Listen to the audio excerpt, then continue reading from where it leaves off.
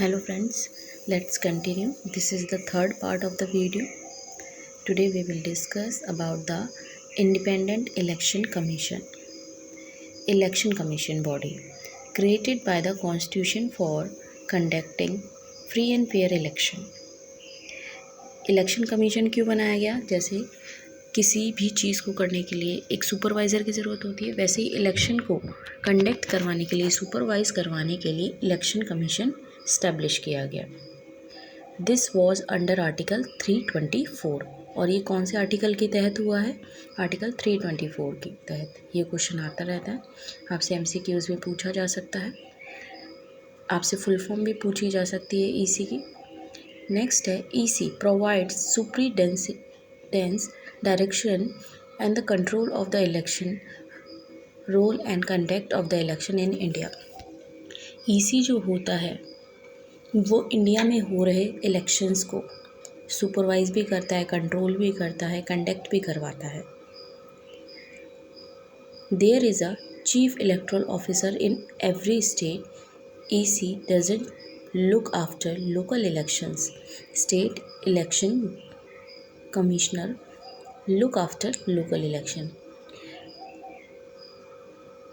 छोटे लेवल के जो इलेक्शंस होते हैं, जैसे कि पंचायत के, म्यूनसिपैलिटीज़ के, वो वाले इलेक्शन जो है वो इलेक्शन कमिश्नर नहीं देखता है, वो स्टेट इलेक्शन कमिश्नर जो है वो सुपरवाइज करता है, वो कंडक्ट करवाता है। Till 1989 EC was single member and just before 1989 elections, 2 elections commissioner were appointed. 1989 तक एक ही इलेक्शन कमिश्नर हुआ करते थे, लेकिन 89 के तुरंत बाद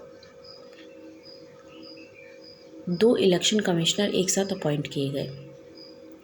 दोबारा से 1993 में एक साथ 2 कमिश्नर्स अपॉइंट किए गए थे। ठीक है, मतलब 90 हो गया और एक 93 हो गया।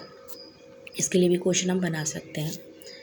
A chief election officer and election commissioner and all have equal powers.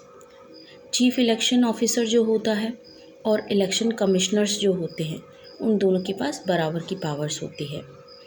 Appointed by the president of on the advice of council of ministers. अब ये क्वेश्चन रेज होता है कि इलेक्शन कमिश्नर को अपॉइंट कौन करता है? तो प्रेसिडेंट जो होते हैं वो जो है इलेक्शन कमिश्नर को अपॉइंट करते हैं, लेकिन अकेले नहीं, काउंसिल ऑफ मिनिस्टर्स की सलाह पे। और ये हम पहले भी पढ़ चुके हैं कि काउंसिल ऑफ मिनिस्टर का हेड होता है PM। तो कुल मिला के हम ये कह सकते हैं कि PM की अगर सहमति है, अगर PM एग्री कर रहे हैं, तो हम क्या करते हैं? प्रेसिडेंट वो इलेक्शन कमिश्नर को अपॉइंट करते हैं। इनकी टर्म बता रखी है, ये 60 से 65 ईयर्स के होने चाहिए। ठीक है, रिटायरमेंट एज बता रखी 60 और 65, पहले 60 थी, अब 65 हो गई है। चीफ इलेक्शन कमिश्नर जो है can be remove by president. अब जो इसे अपॉइंट कर रहा है, ऑब्वियस सी बात है, वो ही इन्हें रिमूव कर सकता है। तो प्रेसिडेंट ने चीफ इलेक्शन कमिश्नर को अपॉइंट किया तो वही इनको हटा भी सकते हैं। सेम प्रोसेस होगा, काउंसिल ऑफ मिनिस्टर्स की सहमति होनी चाहिए, PM की सहमति होनी चाहिए। ओके, उसके बाद आपसे ये पूछा जा सकता है कि भाई एक इलेक्शन कमिश्नर होने के लिए कम से कम क्या क्वालिफ़िकेशन होनी चाहिए? भाई हर चीज़ में आपको ये याद रखना चाहिए कि भाई एज अ इंडियन हम वर्क करते हैं। ठीक है, तो हम इंडियन होने चाहिए, हम अडल्ट होने चाहिए। ठीक है, 18+ एज होनी चाहिए। हम कहते हैं कि बैंक करप्ट नहीं होने चाहिए। ठीक है, और माइंडसेट जो होता है पीपल का वो बिल्कुल सही होना चाहिए। उसके बाद है फंक्शन बता रखे हैं आपको कि फ़ंक्शन क्या होते हैं। तो सबसे पहले वोटर लिस्ट जो हर 5 साल में बनती है उसे अपडेट करना होता है। जो भी 18 ईयर्स के अभी हुए हैं वो लिस्ट में नेम उनका ऐड हो जाए। जो मैरिज करके कहीं चले गए हैं उनका नाम डिलीट करना, या जॉब के लिए माइग्रेट कर गए हैं उनका नाम डिलीट करना, या फिर किसी की डेथ हो गई तो उसका भी नेम डिलीट किया जाता है। उसके बाद है ensure free of errors of the list. Second work बता रखा है कि ऐसी लिस्ट प्रिपेयर की जाए जिसमें कोई गलती ना हो।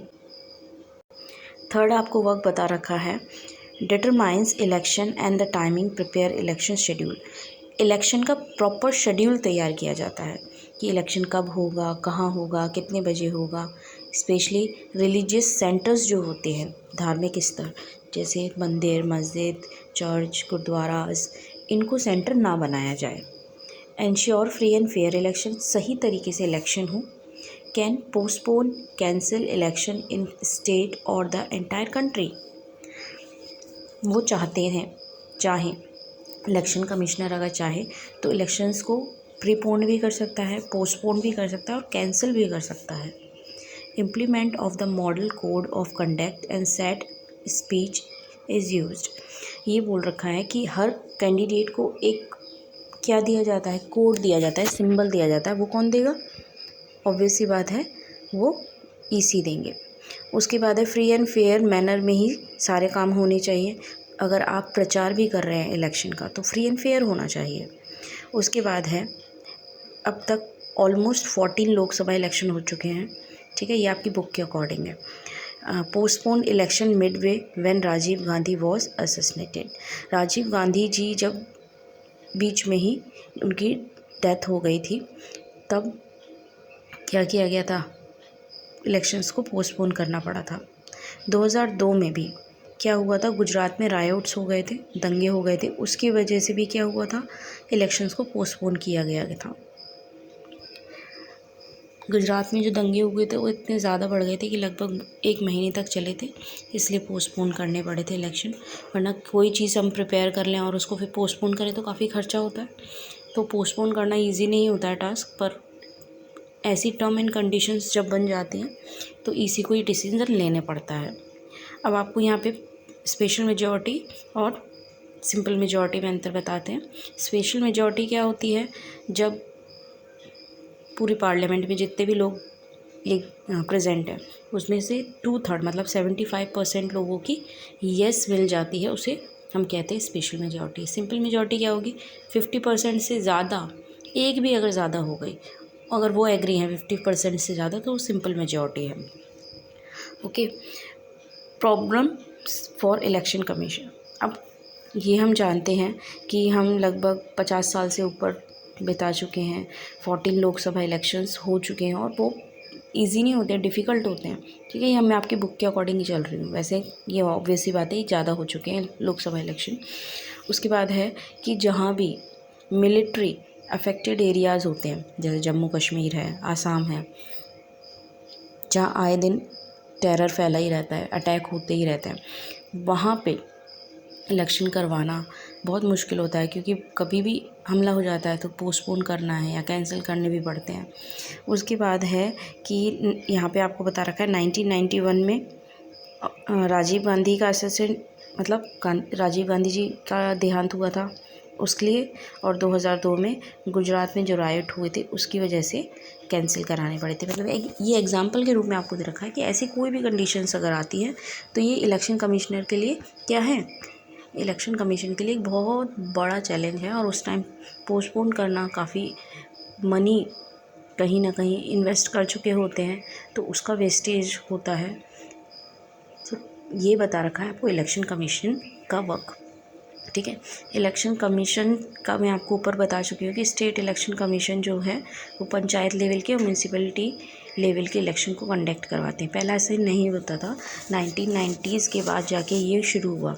पहले क्या होता था, स्टेट इलेक्शन कमीशन जो होता था वो पंचायत या म्यूनसिपैलिटी के इलेक्शन देखता नहीं था, तो गांव में कभी इलेक्शन हो रहे हैं, कभी इलेक्शन नहीं हो रहे हैं, ठीक है। जो गांव में अगर डेवलपमेंट के लिए पैसा चाहिए तो उनके पास, बेचारों के पास पैसा ही नहीं होता था। पैसा अगर वो स्टेट से मांगते थे तो वो कभी एग्री कर रहे हैं, कभी नहीं कर रहे हैं, तो डेवलपमेंट नहीं हो पा रहा था। लेकिन जब स्टेट इलेक्शन कमीशन को ये रिस्पॉन्सिबिलिटी दी गई कि नहीं, पंचायत लेवल के और म्यूनसिपैलिटी के जो भी इलेक्शंस हो रहे हैं वो आप कंडक्ट करवाएंगे, तब से रेगुलर हर 5 ईयर्स में वहाँ पे इलेक्शन होते हैं और वो भी फ्री एंड फेयर तरीके से होते हैं।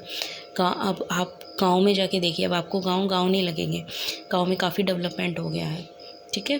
पक्की सड़कें हैं, स्कूल्स हैं, हॉस्पिटल्स हैं, सब आपको दिखाई देने लगेंगे।